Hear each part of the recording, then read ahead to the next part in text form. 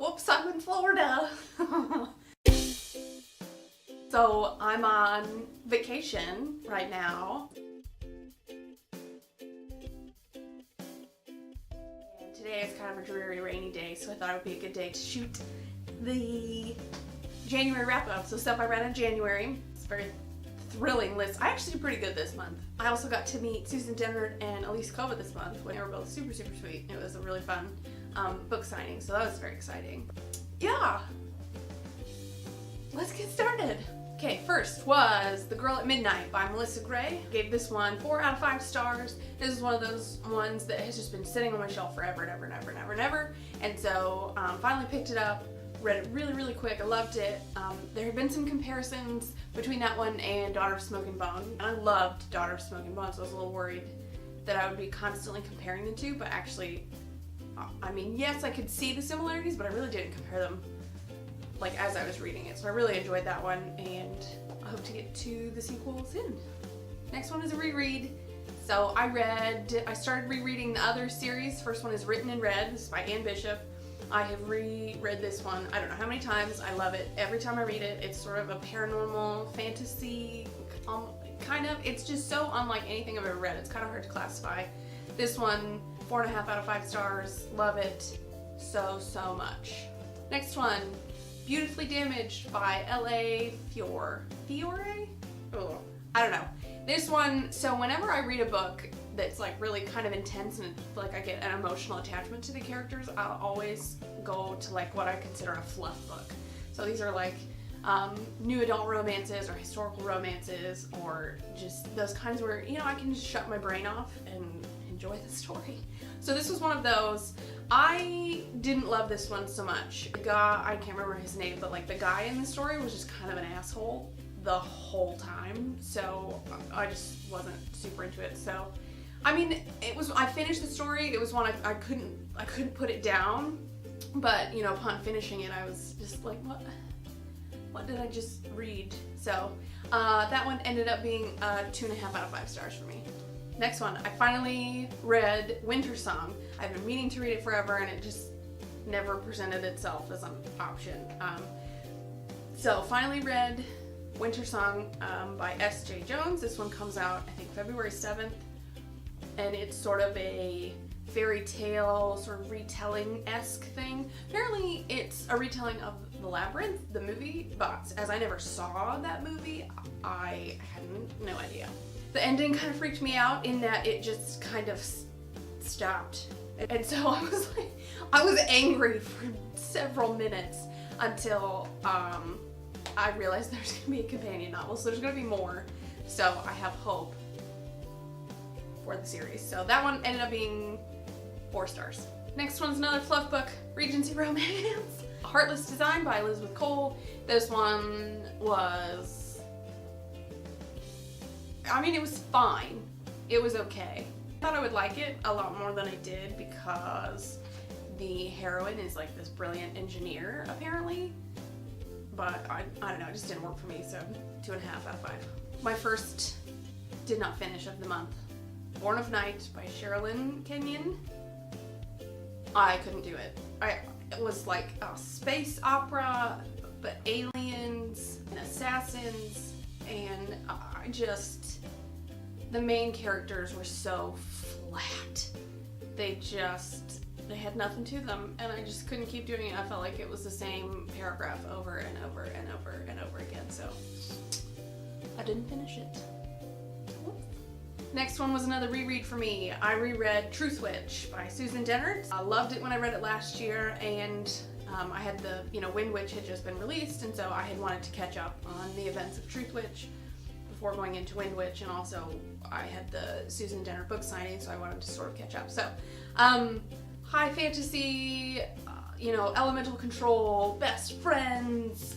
I love Truth Witch. I ended the book with lingering questions, so that one sort of knocked it down a star for me, but I still really loved it, so 4 out of 5 for that one. Next is another book that had been on my TBR shelf forever and ever and ever and ever, and that is These Vicious Masks. And this one had been marketed as a sort of cross between Jane Austen and the X-Men. So I thought that sounded very intriguing, highly entertaining, which I'm happy to report that I was highly entertained. So this one was one that I didn't feel that like super deep emotional connection to the characters, but I still, like, I like you, I want the best things for you, kind of a thing. I really ended up enjoying it a lot. I thought it was a fun read, it was a very quick read, so 4 out of 5 stars for that one. Next one was another one of my fluff books. This one was Keystone by Danica Dark. I had read one of her books a while ago. I think it was called 7 Years, so it's sort of a paranormal-y kind of thing, werewolves and vampires and all those things.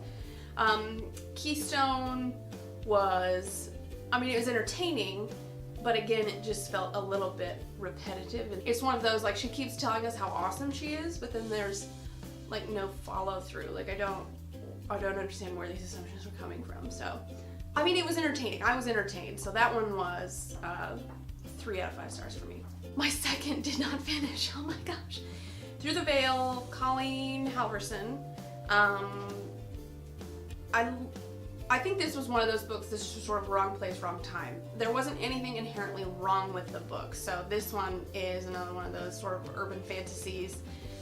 This main character, she is going to grad school for like Irish folklore, mythology, whatever, and then discovers this whole world of magic and fae and all these other things. So nothing inherently wrong with the book, it just did not work for me, so I had to stop about halfway through. Sorry. Another reread, The Bone Season, Samantha Shannon. Oh my gosh, I can't tell you how many times I've reread these books. I love The Bone Season. It's just, again, it's one of those really unique, is it urban fantasy, is it dystopian, is it paranormal? I don't even know how to classify it. There's clairvoyant, there is this like mysterious race of beings. It's just, I love this book so much. 5 out of 5 stars. Second to last was Wind Witch by Susan Dennard. So I meant to read this one before, so I'd started it before the book signing, but I didn't finish it before the book signing, which was like, irritating. But it was one, so when I first started, I was in this little like reading slump, so I really didn't want to read anything, so I put it down for a minute. And then I was, perusing the Twitter machine, and someone spoiled something for me, and that irritated me, so I wasn't gonna pick it back up then. So finally finished Wind Witch. Again, I enjoyed it, I finished it, I was highly entertained, but there were some issues with this one that were sort of similar to the last one. I still have a lot of questions. Even though there was a lot going on, nothing actually happened. So that being said, it's still very enjoyable. 4 out of 5 stars. And then the last one this month is another reread, The Mime Order by Samantha Shannon. It's the second in the Bone Season series. I haven't actually finished it yet, don't tell anyone, but by the time this video goes up, I will have finished it. I loved The Mime Order the first time I read it, so this will actually only be the second time I've reread The Mime Order, and the character development, not even the sort of the expansion of the world, just, go read it. Please, thank you. So last thing to note, I happened to get an extra signed copy of Wind Witch at the Susan Dennard signing, so I am currently hosting a Wind Witch giveaway over on Instagram, so if you would be interested in winning a signed copy of Wind Witch, head over to the Instagram post, which I'll link down below for you, and yeah, that's it for January. See you next month. Whoops, I'm in Florida. No, I'm not gonna be able to do this.